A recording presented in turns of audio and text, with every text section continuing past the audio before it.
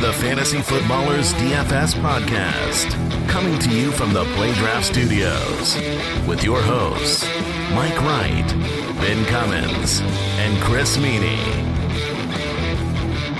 Ladies and gentlemen, welcome to the podcast. This is the Fantasy Footballers DFS Podcast. I am your host, Mike, the Fantasy Hitman Wright. I want to welcome each and every one of you into the show. Thank you for tuning in. Let's bag them and tag them. Let's stack and attack. Let's steam and clean them with my fantastic co-host, bringing DFS for the rest of us, Ben Cummins. How are you doing this fine evening? Bag them and tag them. That means we are supplying in mass quantity, and I hope that's what we do tonight with these picks. I'm doing good, Mike. How are you? I'm doing fantastic. Can you not tell by this delightful radio voice that I'm giving everybody right now? It sounds fantabulous. Ho! Love it. Joined as always, Chris Meaney. How are you doing today, buddy? I'm better now, guys. Yes. Great sounding voice. Fired up. Week 4. Let's go. Week 3 was something. That was something, yes, fellas. There was a lot of crazy stuff happening. Going nuclear. Absolutely. Minnesota also going nuclear on itself. My eliminator pick. I'm pretty sure my exact quote on this podcast last week was, I know one thing's for sure, Minnesota's going to score points. Had to make sure you got Latavius Murray in all your lineups for that game flow, right? Man, that was rough, but that's why we love the NFL so much, because crazy stuff actually happens in this sport. Stand up, dust yourself off, and get back in there. And we're going to start it off with some of our cash game picks. Straight cash, homie. Chris Meaney, your name is in the dock first, so we're going to you first. Let's talk about some quarterbacks you like for your cash game lineups. Yeah, so I'm going to tackle, Ben mentioned it, that Atlanta and New Orleans game last week. I'm just going to tackle a high spread. It's the second highest one, and I'm going to stick with Atlanta and go with Cincy as well here. So 51.5. And, Mike, you were right on Matt Ryan last week. He looked awful in Philadelphia week 1, but his 2 home games, he's been so great good since that week 1. Oh, has he ever? He's looked phenomenal. It's almost like he had something to prove, is kind of what it felt like. He ran those couple in week 2. He's had 9 touchdowns since. He's staying in Atlanta here inside the dome. 5 touchdowns last week against the Saints. He's 49 for his last 63 for 646 yards. And the Saints have allowed the 6th most yards overall, the 9th most passing yards, the 5th most fantasy points to quarterbacks. And on the other side of things, I just expected another shootout, because Atlanta has struggled defensively as well. They've allowed the 6th most yards, the 7th most passing yards, and the 4th most fantasy points to quarterbacks. So it's a top 5 matchup for these quarterbacks against these defenses. So I like Andy Dalton as well. I think he's fairly cheap. You can get away with him in cash. I think you can get away with him in tournaments. So you know what? You look back at Dalton. Right now, he's a top 10 quarterback. You go back 3-4 years ago, he was a top 5 quarterback when you had a healthy A.J. Green and Tyler Eifert, both of those guys. Now, I think A.J. Green is going to be fine. Keep an eye on him. But for Tyler Eifert, he's healthy. He looks good. Tyler Boyd is balling out in the slot. So, yeah, and we'll talk Gio later on. So I like this matchup. I'm going to target this game. I'm going to target both of these quarterbacks. The Atlanta, this has turned into the Saints from years past. The ghost of fantasy past, where you knew that the Saints were going to put up 30-plus points because their defense simply could not handle things, but their offense could. And Atlanta has been hit with just an absolute plethora of heart-crushing injuries on the defensive side of the ball.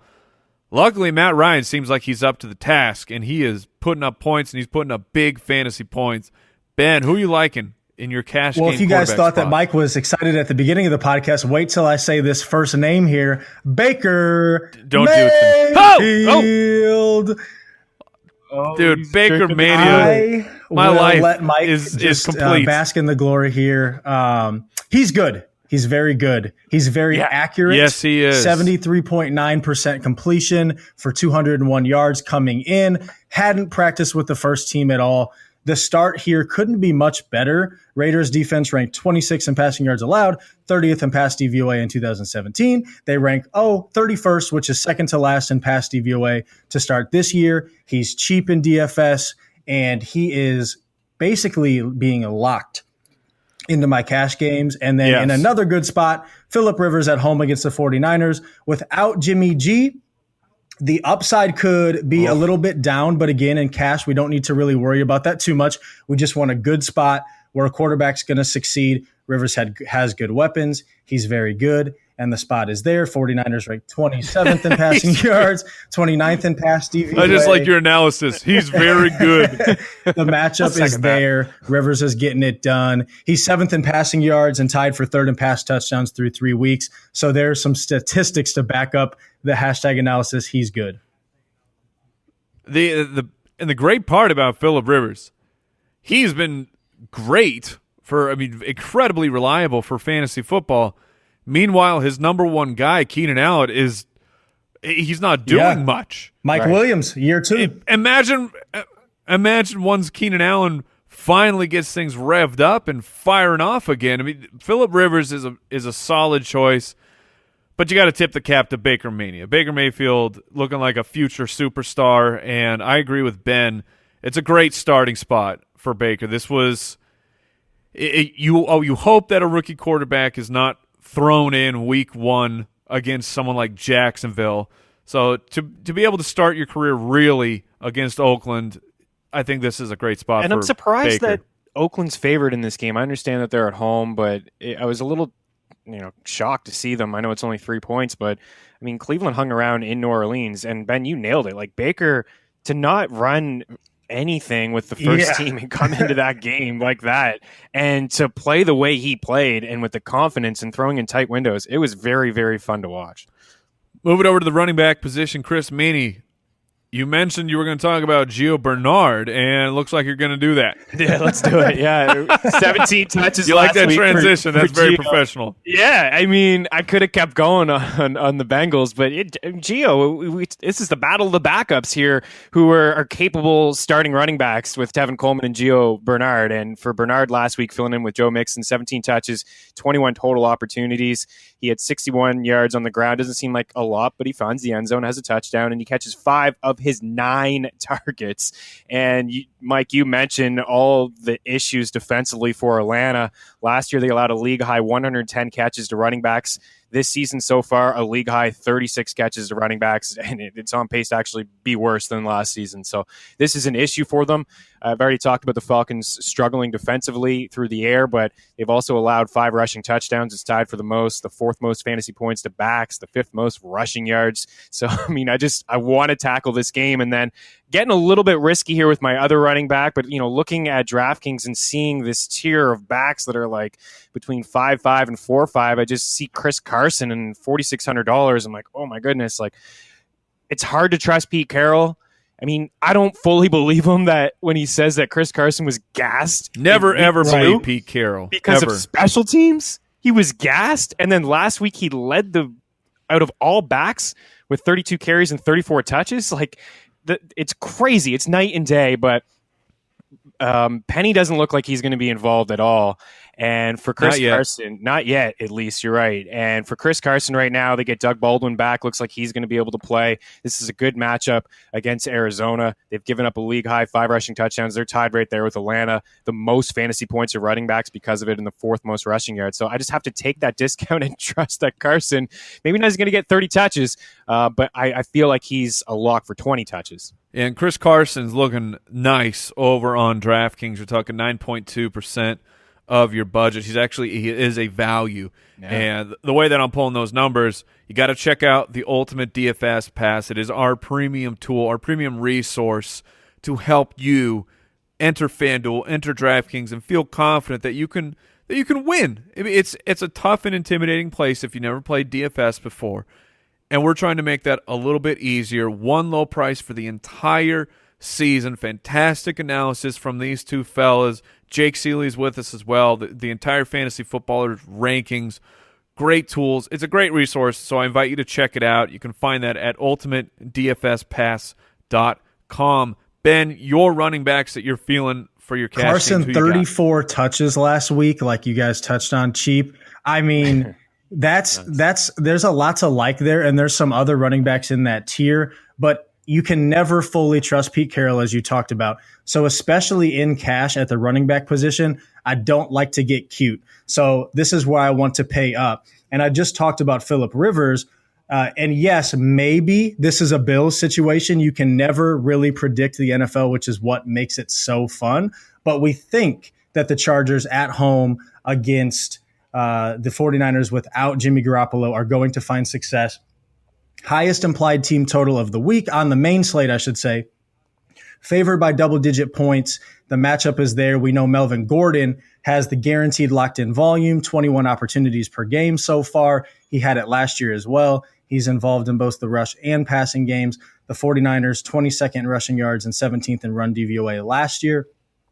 And they haven't been that great this year either. So really, really like Gordon. And then Zeke Elliott just pops out at a $7,700 price tag because he's not priced like the super, super elites. And granted, he hasn't been that this season, but he's been solid. And that's all I care about in cash, especially when I can predict the touches, averaging 22 opportunities per game. Gets to play at home this one. And yes, the Lions looked really good against the Patriots. Patriots kind of always find a way to lay that stinker early in the year, at least every once in a while. And, we saw that. But the Lions before that, let's not forget, have been getting gashed in the run game. And I think we see a little bit of that on the road against Zeke. The Lions, they rank dead last in rushing yards allowed and 27th in run DVOA through 3 weeks this year. They've never been a really imposing run defense. So those are two running backs I like to just plug in that safety and get those guaranteed opportunities. I think Austin Eckler as well is a interesting. I mean, he's more of a tournament play, but if Los Angeles can handle their business as they should against an inferior opponent, maybe Eckler gets a little bit more opportunity, which he's already been getting in there, but maybe he gets just a little bit more and can get in the end zone. Let's move it over to the wide receiver position. Chris Meaney, you're going after them targets. Yeah, for Landry right off the get-go, absolutely. I mean, when Baker Mayfield came in, Landry had 9 targets and 90 yards with him. I mean, overall, he had 15 targets for the week, was the second most at the wide receiver position. I've mentioned this numerous times, but ever since he came into the league, only Antonio Brown has more catches than Landry, and people just continue to disrespect him. His 37 targets are the 5th most at the position. It's clear Baker's going to look his way a lot. Landry have to get used to that zip on that ball, though. I mean, he dropped a couple, but even still, he's exciting at this price. And over on FanDuel, it's kind of like you're scrolling down the list. And when you look over at wide receivers, it's like, how come Landry? I mean, you only get the 5.5 for the catch, but even still, he's like wide receiver 15, 16 over there at $7,000. So there's a lot to like about him in cash. He's one of the safest wideouts. And then Odell Beckham Jr., I just want a piece of this game. It's an extreme high total, 50.5. And if you guys remember the game in 2015, 100 points. It was 52-49, actually, that final between Could never forget and it. Eli Manning combined for 855 yards and 13 touchdowns. I don't expect 100 points this time around, but hey, the Saints defense not playing too well these days. They've allowed the most fantasy points to quarterbacks and wide receivers. And they've given up the third most yards overall and passing yards too. So I got to get a piece of that game. You had to do was only play players in that game in DFS and tournaments, and you won tons of money. And you always have to be on the lookout for that spot. And we similarly saw it a little bit with the Falcons and Saints last week. So, I mean, we could see another high-scoring game again between these two teams. Who you got, Ben? Yeah, love the Landry call. Absolutely. I've just been waiting for Baker Mayfield to start because I just think he's going to give that consistency, and we saw that when he popped in there.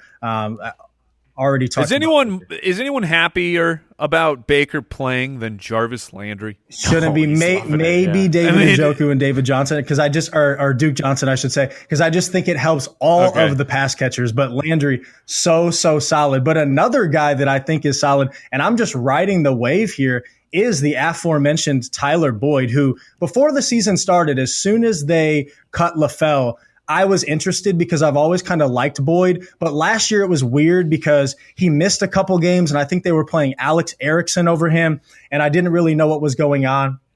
Well, he's talented. He's got that usage now, and he's locked in, rolling in the slot. And A.J. Green, even if he plays, probably not going to be 100% in this matchup. We already talked about the high total. Atlanta's defense is banged up. So Boyd, whose price is still very affordable, $4,600 on DraftKings, I'm just rolling with it and locking it in, especially in cash, because even like he's probably not going to have as big of a game as he did last week, but I don't have to worry about that as much in cash. And a similar player at a similar price at $4,900 is Sterling Shepard, who also benefits from injuries. We've already talked about how bad this Saints defense looks. Now they've lost to their slot cornerback, Patrick Robinson, who is actually one of the better graded players on this defense.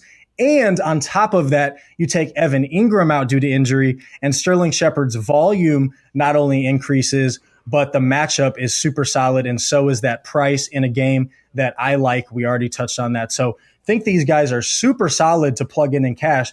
Save some salary, and it will allow you to go get those Gordons and Zekes and other guys like that to make a really, really solid cash lineup. I think this is shaping up to be a cash week that should be pretty profitable. Before, should say, we do if you're new to the show, we do a lineup. We go head to head on this show. We build a lineup in DraftKings. I like to build my lineup before I jump into this doc here, and I know exactly who these fellas are going to talk about, so I can bring kind of my own analysis. So I'm not just for the people. I'm not just echoing what your guys' thoughts are. I have my Contrarian own thoughts life as well. But you're going to hear a lot of the names we're talking about in my lineup. So our process has led us to very similar players. Getting me a little excited here. All right, tight end. Chris Meaney, who you like? Right. Ben took all my tight ends. Feel free to jump in if you'd like, Meaney. We're just playing. We're all on the same page here. Surprise, surprise. I like Zach Ertz if you're going to spend up. It leads all tight ends, 33 targets and 21 catches. He had double-digit targets. He has double-digit targets, rather, in each of his 3 games, and it was the second best showing last week with Carson Wentz back. He had 5 grabs on 10 targets and 73 yards. So it's the position, if you're going to spend up, I mean, I kind of try to cheap out a little bit at that top tier, and he's the cheapest of the 3, and I know we're talking about Gronk and Kelsey and Ertz.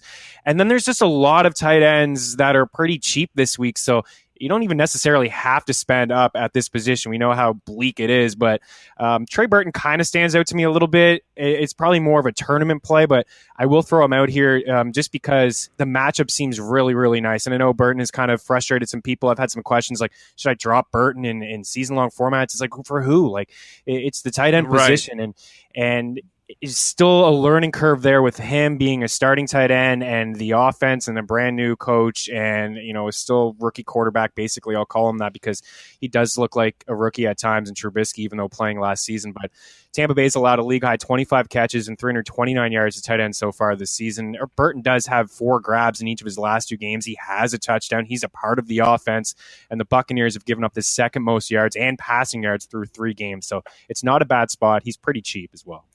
Yeah, David Njoku is $3,200 on DraftKings, and we've already touched on all of the reasons to like that. Now, the one concern would be that even with Baker coming in and looking really good in his first regular season action, Njoku only saw 2 targets, which, again, is a little bit of a concern, but I'm not overthinking it because of how cheap Njoku is, because of just how bad the tight end position is in general. And now we are starting to get into bye weeks, and there's just not a ton of great options. And so really, really like Njoku. But for a similar price, if you are a little bit scared off by that, Ben Watson is producing, and he's like a million years old, and you wouldn't think that he would produce. He was a monster in that Giants Saints game back in 2015. And he's been solid for the Saints this year. I mean, was solid for the Ravens last year. The matchup is there. The Giants struggle to cover that tight end position. And Ben Watson is getting it done. He had like 4 for 40 or 50 or something last week. And granted, that was a great matchup, but this should be another high-scoring game. He's a cheap guy that gets you cheap exposure to the Saints offense, which is hard to do, right? You either got to pay up for Michael Thomas or Kamara or take a risk on Ted Ginn or oh, is Cam Meredith taking the next step? Is Traquan Smith doing anything? Ben Watson's that sneaky guy in a pretty good matchup here that you can play. And maybe you roll Njoku in cash and you're trying to get outside the box and play Watson in tournaments, and that makes a little sense too. But both of those guys, I like to go cheap at the tight end position, and both of these guys allow you to do just that. Let's move it over to the defensive position because you got to play a defense. That's the rules. Chris Meaney, who are you rolling out? I'm going to take the Bears. On FanDuel, they're pretty expensive. On DraftKings, they're $2,600. And Mike, I know you like to save your cash when it comes to defense. So, I mean, why not? We seen the Ryan Fitzpatrick last week, didn't we? I mean, we were all waiting for it. 3 picks. He looked brutal. Now he's going to get the start again this week, but he's going up against a tough Bears team who gets a lot of pressure at the quarterback. They lead the league in sacks with 14. They have 5 interceptions themselves, the third most. They're first in return touchdowns. They're third in fumble recoveries. Just like the defense is very, very impressive to me. Khalil Mack, like, give him the MVP right now on the defensive side of things. He looks really good. So I have no problem rolling out. Love Bears, that call and love that price. And the Bears play better at home. They do have a pretty solid home field advantage. I've been there and I've checked that one out. Another one I like is the Packers. Oh, insider analysis. Another one I like from the Midwest. Another one I like is the Packers. I'm not buying into what the Bills did last week. I think we do see that from time to time in the NFL. Now they go to Lambeau, which is a tough place to play. And I do think the Packers have a solid defense, upgraded their cornerbacks in the offseason. So I like the Packers at $3,500. You kind of got to pay up, but they are a little bit cheaper than the other, like, Chargers, Jaguars, lock them in. They're a little bit cheaper there, and I really like the matchup for the Packers. And just to kind of pile onto the evidence, what happened to the Vikings was completely related to the defense against Kirk Cousins. And I heard a stat: the Buffalo Bills' average starting position was the opponent's 40-yard line. That's where they average starting their drives. That will win you a football game. Aaron Rodgers is far more aware than Kirk Cousins is. I think Cousins is a good quarterback, but Aaron Rodgers is an elite quarterback. I don't think they'll be able to bully Rodgers around the way that they handled Kirk Cousins. Packers We're in the middle of the show. Packers O-line probably looking just a little bit better too. Right. Yes, of course. Slightly. Support for today's show is brought to you by Pristine Auction. Pristine Auction, the best sports memorabilia website of all time. Do you have Baker Mania? Do you got it deep down in your soul like I do? Check out Pristine Auction. There's tons of Baker stuff going for great prices. Get authentic signatures. You know that the hands of Mayfield have touched that jersey. I'm looking at a Stephon Diggs jersey up on our wall. The Fantasy Footballers headquarters is littered with things from Pristine Auction, unique gifts, just interesting things, and hundreds of new things every single day. You can check that out at Pristine Auction. That's PRISTINE auction.com. Make a completely free account. When you do it, let them know you heard about them from the Fantasy Footballers DFS Podcast. You only pay for what you win. No, none of this bull crap you pay per bid nonsense. Get that out of here. Pristine is not about that life. Check them out, pristineauction.com. We're moving on to the GPP picks. You down with GPP? We're going to be talking tournament picks. These are the guys that we think maybe they're going to be a little bit lesser owned in the tournaments, and they've got upside. Maybe we just think their ceiling is absolutely so outrageous you got to get in there, or their price just warrants you need this person to help unlock the rest of your roster. Chris Meaney, your tournament quarterbacks, good sir. Yeah, you mentioned upside, and I mean that's what Deshaun Watson brings. And I've just seen each game just get a little bit better. I've watched all 3 of them now, and first of all, I love what he does on the ground. I've talked about this numerous times. 18 carries, 120 rushing yards, it's 40 per game. So that's, again, like starting with a free touchdown. You're going to get 4 points from Deshaun Watson every time you roll him out there. It's a lock. And week 1, 176 yards, 1 touchdown, certainly some rust. Week 2, 2 touchdowns, 310 yards, looks a little bit better. And then last week, 385 yards and 2 touchdowns. So I want Watson. I feel like people are not on him because everyone wants to play Mahomes. But we know, like this time last year, roughly, Watson was the high-priced quarterback. He was the guy who was averaging, right. Yeah, and he was the guy who was averaging 30 DraftKings points per game. Well, look at his last couple. Is 26.8 and then 29 in his last one. So it's only a matter of time before he has that huge 4-touchdown game when he runs one in with 50 plus yards on the ground and nobody's on him and the price just jumps up. So I think that you can spend down at this spot and get him. And then my let's get nuts quarterback, because Andrew Luck did not work out last week. Hey, Ryan Tannehill. Why not? Let's go to Tannehill here in a spot where Miami's 3-0, and all of a sudden they got to go to New England, and the Patriots they've lost 2 straight, and Brady this, Brady that. And Ben, you touched on it earlier. We've seen this before with New England. Sure, they're going to put up some points, but maybe this secondary New England is part of the problem here. They've looked awful. They've looked pathetic, man. Eric Rowe, like everyone across the board has looked really, really bad.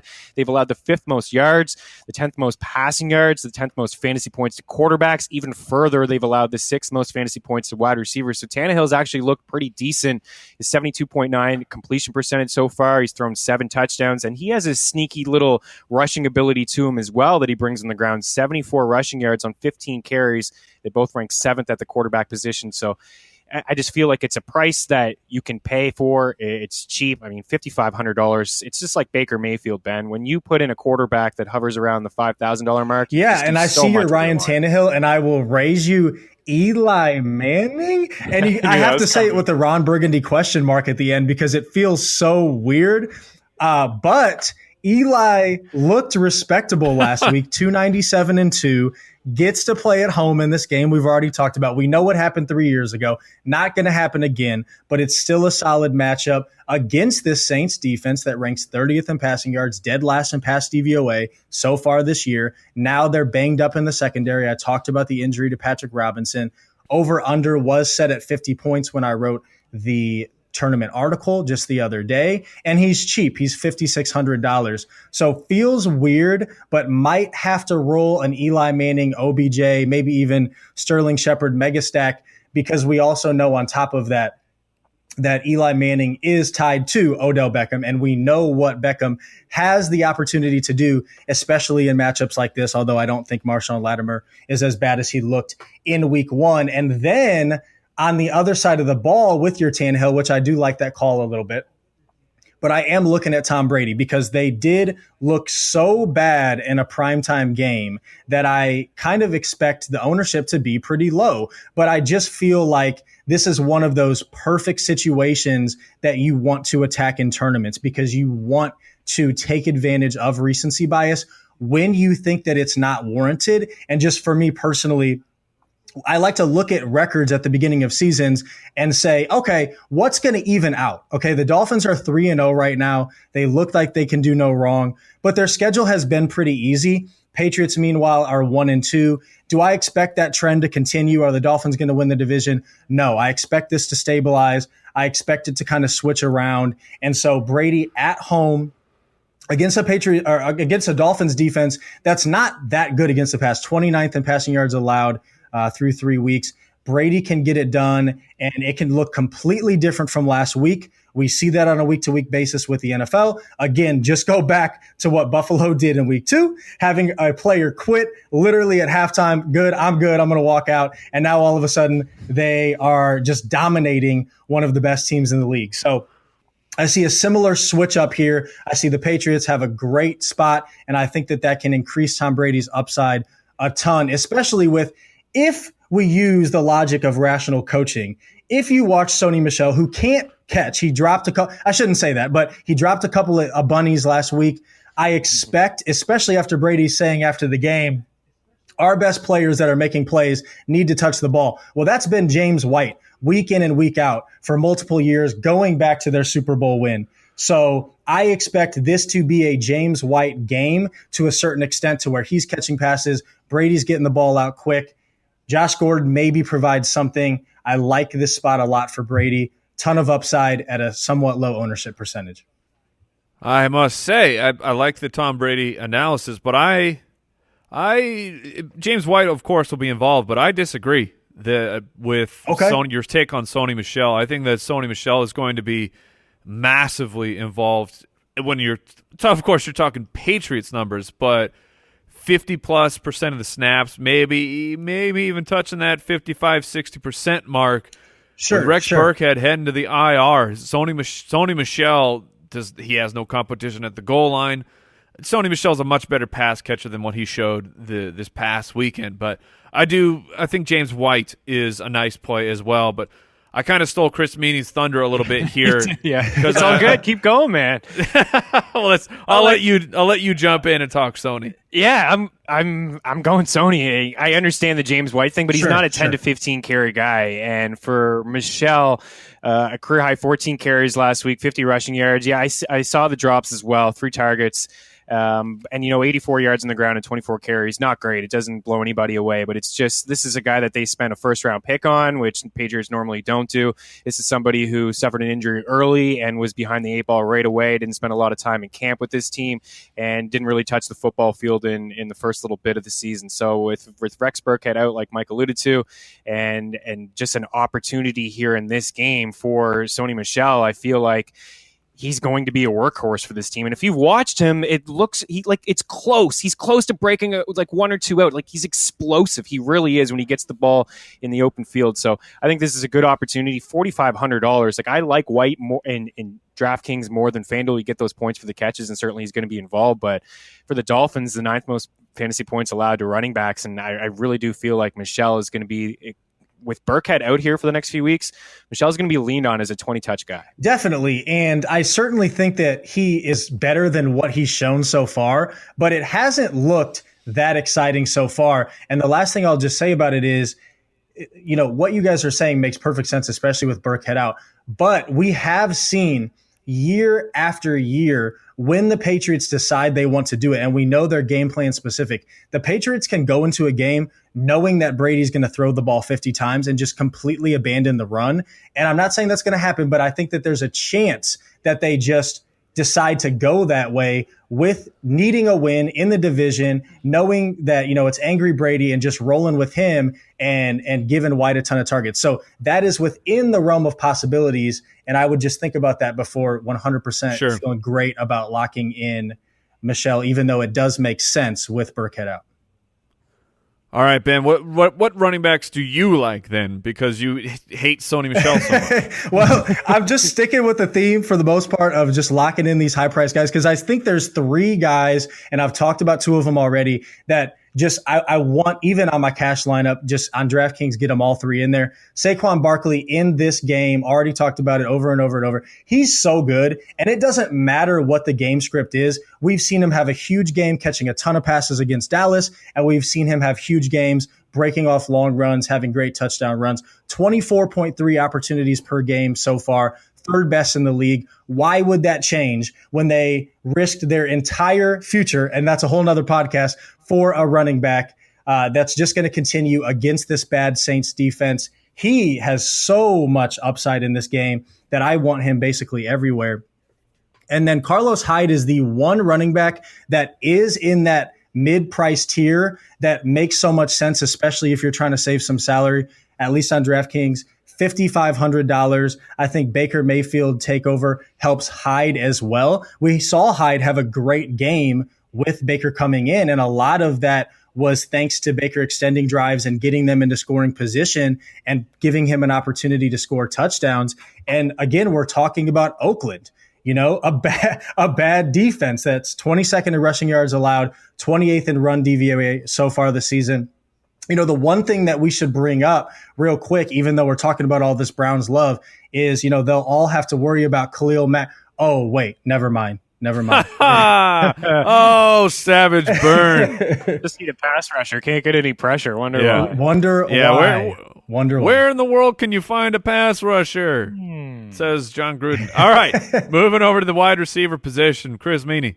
Yeah, I want that boom, and Will Fuller brings it, man. He really does. Yes, I love Will Fuller. Yeah, like what a lot of work he got last week. I was waiting like, Hopkins, where's Hopkins? Hopkins this. And it looks like Hopkins, he finds the end zone, get a touchdown, and then it gets called back, and then it's a bunch of Fuller, right? It's at some point, I'm sure he's going to regress. 13 catches on 20 targets for 214 yards in 2 games with Watson this season. He has at least 100 yards and a touchdown in both games. And if you go back to last season, 7 of the 13 passes he caught from Watson, touchdowns. The duo racked up almost 300 yards in 4 games, and Fuller was invisible without Watson. So maybe, people shy away from him slightly because he's dealing with a hamstring thing. I just feel like Fuller will be questionable all year long.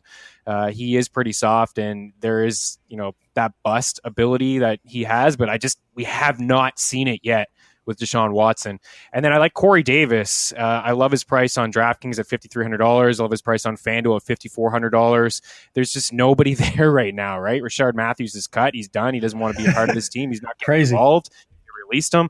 Delaney Walker is not with this team. So for a guy like Corey Davis, who leads the team in targets with 23, the next closest guy on the team is Dion Lewis with 12. And Davis hasn't done anything yet. Well, he's had some tough matchups, and he's dealt with some mediocre quarterback play. Mariota looks healthy at least, and that's one positive to say about him. And another positive is just this matchup. In fact, you can't run on the Eagles. You haven't been able to do it in 2 years now, and they've given up some plays in the secondary. Allowed the 10th most fantasy points to wide receivers so far this year, and some huge plays I've seen already. And I don't know where the targets are going to go. Like, maybe Taylor's going to be involved, of course, but for Davis, he's getting 30% of the target share right now. So this is a good spot, and it looks like a lock that he's going to get at least 10 looks. I don't know how much upside this Titans offense has, so I don't know about that one, but I just want to join in on the Will Fuller love real quick, because we have this tendency to look at him as a tournament player because obviously he has that upside. But I told people in the Periscope on Sunday morning, like, Will Fuller is a cash play, and he was in my cash lineup because it's so beautiful. Look at that depth chart. I love shallow target shares where, you know where the ball is going to go, and that's why Demaryius Thomas and Emmanuel Sanders were so solid for so many years in Denver. Like, maybe Kiki QT comes back and actually, plays in the NFL. He hasn't played in a game yet, I don't think, due to injury, and he becomes something. But just look at that depth chart. They have Lamar Miller's not a very good pass catching running back. At least they don't utilize him that way. They really have no relevant. They did last week. How dare you? And thank you, Lamar. Had him in some spots, but they don't use him a ton out of the backfield catching passes. They have no tight end really that's relevant at all. And they really have no relevant third wide receiver. So Fuller is going to continue to get the target share. And yes, this crazy touchdown streak is going to stop at some point, but that doesn't mean he still can't see 8 to 10 targets and have a solid game regardless. So just wanted to throw that out there. And then some other guys that can bring the sizzle.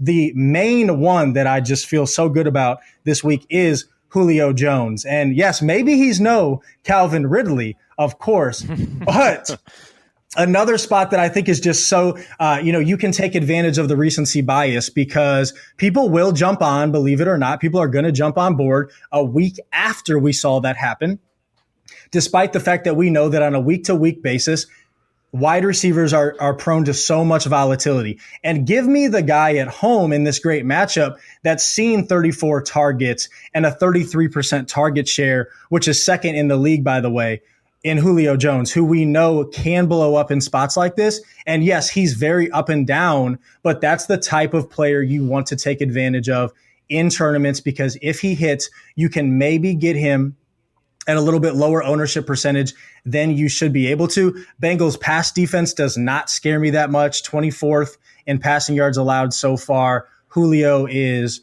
matchup proof, and this is a great spot for him. And another spot that I really like, let's go to the other side of the ball in this Houston Colts matchup, which I like a lot. Everybody's off Andrew Luck, which actually is causing me to write him up as a tournament quarterback because the only game he's played at home so far this year, 300 plus, 319 yards, I should say, and 2 touchdowns. His best game so far, which was his first game.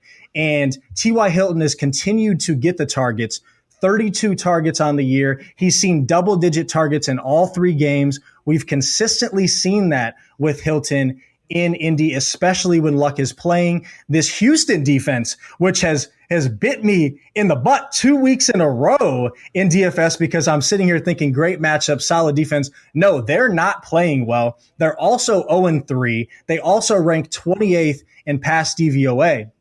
And I've thrown that out a lot, guys. If we haven't talked about it a lot this year, it's just a Football Outsider stat that just kind of puts a little bit more situational football into passing yards allowed and, what you're giving up to opposing offenses. So they're one of the worst in the league. T.Y. Hilton has the volume, and I just think he's kind of forgotten about. So if you can afford him, I love kind of putting T.Y. Hilton and the Colts passing offense in my lineups at times at home when they're playing in the Dome. And I think this spot warrants it for T.Y. Even if you are still a little bit down on Luck, you can still play T.Y. knowing that volume is there and he could get loose on at least one.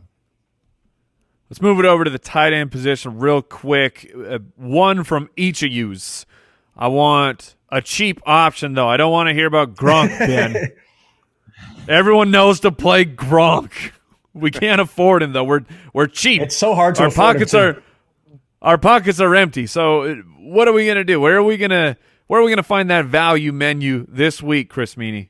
I'll go Austin Hooper. I'll stay inside that high total of a game. He's $2,900 on DraftKings. A little bit surprised that his price on FanDuel is $5,000, and there's a couple other guys that are in around that range that you can go after. That's they're in the DFS Pass as well.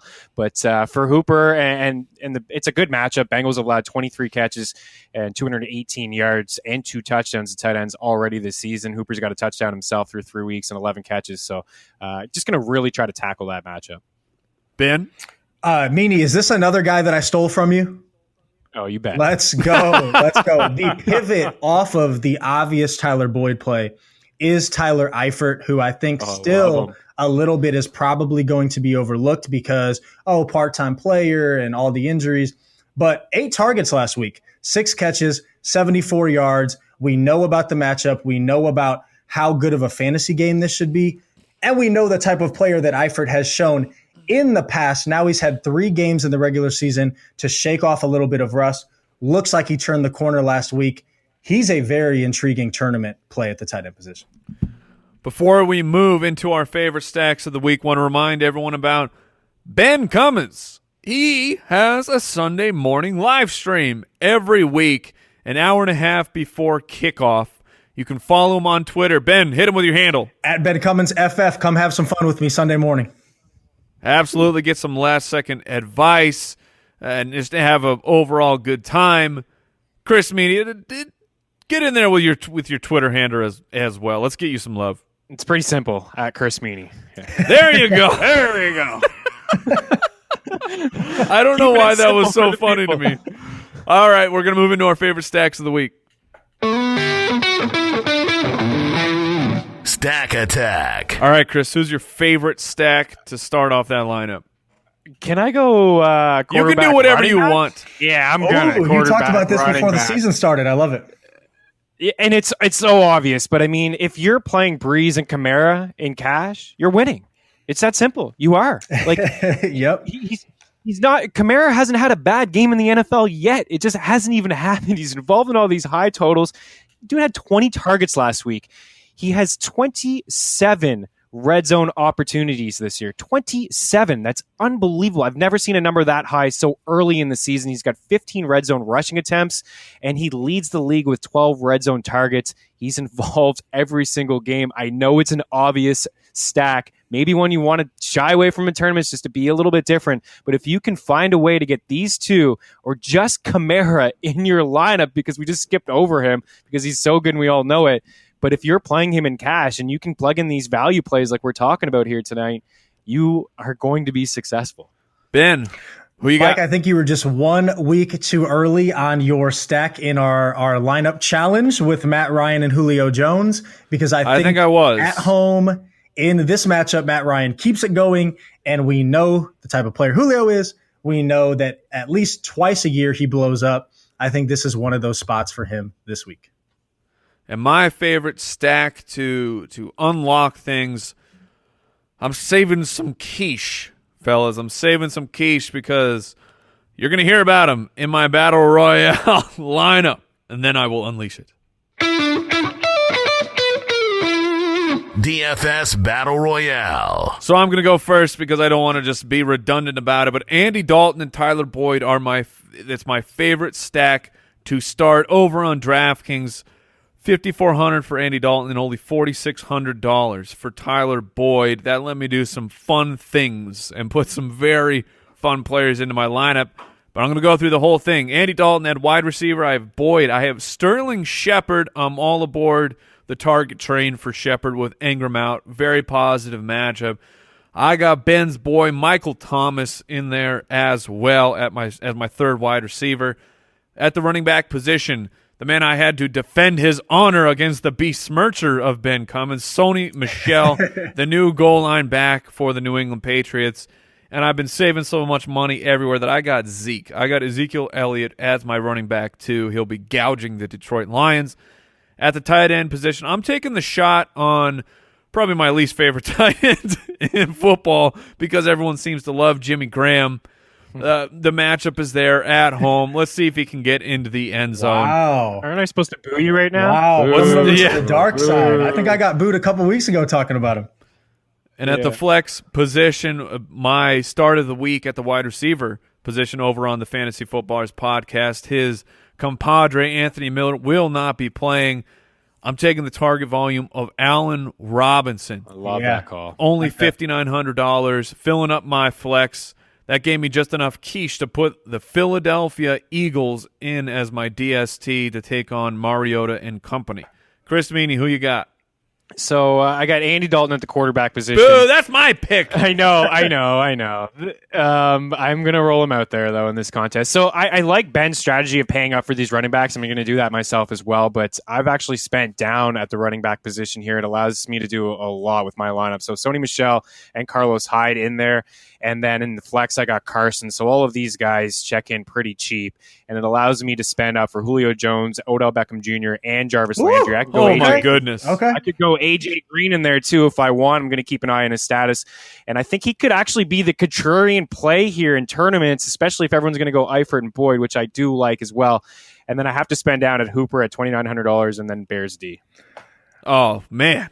I like your lineup. That is nice. That is nice. And I think because the stud running back plays and these cheap wide receiver plays are so obvious, I think that is the way to go in at least some tournament lineups like Meaney's talking about. But since I'm only trying to beat two people, I'm going to stick with a somewhat of a cash game mentality. And this lineup started with Melvin Gordon, Saquon Barkley, and Zeke. Then I rolled Holy with, crap. I can't believe it. I'm going to be the only guy with Baker. And Mike, you're going to be crying all Sunday long. I threw in tears of joy, my friend, tears of joy. I threw in David Njoku as the cheap stack there with him. The one thing that scares me with Dalton is let's see if AJ Green's 100% are going to play. Sterling Shepard and Tyler Boyd, lock them both in. Super, super solid. And then that, I believe, just leaves my wide receiver 3 and the defense. I am playing the Patriots. They're not a very good defense. But I'm very Explain yourself. But as I've already said, I'm very into this game being in the Patriots' favor, possibly in somewhat of a blowout. I just think that the Patriots have a great game here, so I'm playing the Patriots. That saves a little bit of money, and that allows me to play. This could be a little risky because he popped up on the injury report, but I'm going to risk it kind of like Mike risked it last week. I like Randall Cobb at home against the Bills defense I think can be beat. Aaron Rodgers should look for him this week. That rounds it out for me. And there you have it, ladies and gentlemen. We wish you the best of luck this weekend. If you're going to play at FanDuel or DraftKings for the first time, make sure you use that promo code BALLERS and check out the Ultimate DFS Pass for this information and oh so much more. UltimateDFSPass.com. We will see you next Friday on the Fantasy Footballers DFS Podcast. Thank you for listening to another edition of the Fantasy Footballers DFS Podcast. Don't forget to visit us on the web at www.thefantasyfootballers.com.